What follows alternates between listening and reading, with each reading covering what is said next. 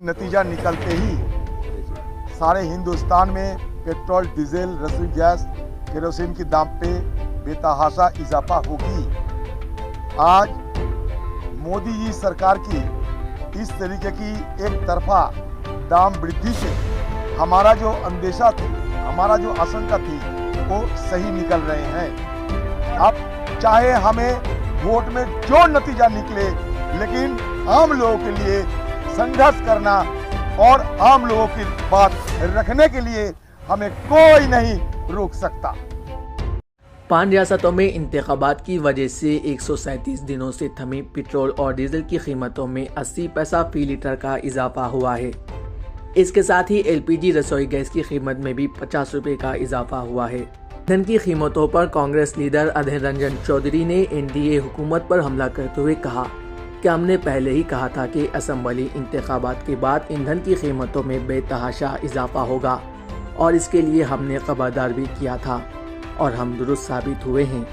हम लोकसभा के बाहर और अंदर आम लोगों के लिए इसके खिलाफ खड़े होंगे। नतीजा निकलते ही सारे हिंदुस्तान में पेट्रोल, डीजल, रसोई गैस, केरोसिन की दाम पे बेतहाशा इजाफा होगी।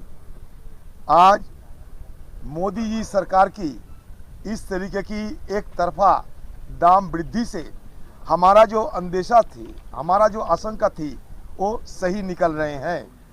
अब एक चीज थोड़ा ध्यान से गौर कीजिएगा, जब हमारी देश में एम्प्लॉयमेंट प्रोविडेंट फंड 8.6 से घटाकर 8.1 किया जा रहे हैं, तब गरीबों को लूटने के लिए मोदी सरकार बिल्कुल नहीं हिचकते हैं और इसी बहाने से 26 लाख करोड़ कमाने के सारे इंतजाम कर चुके हैं।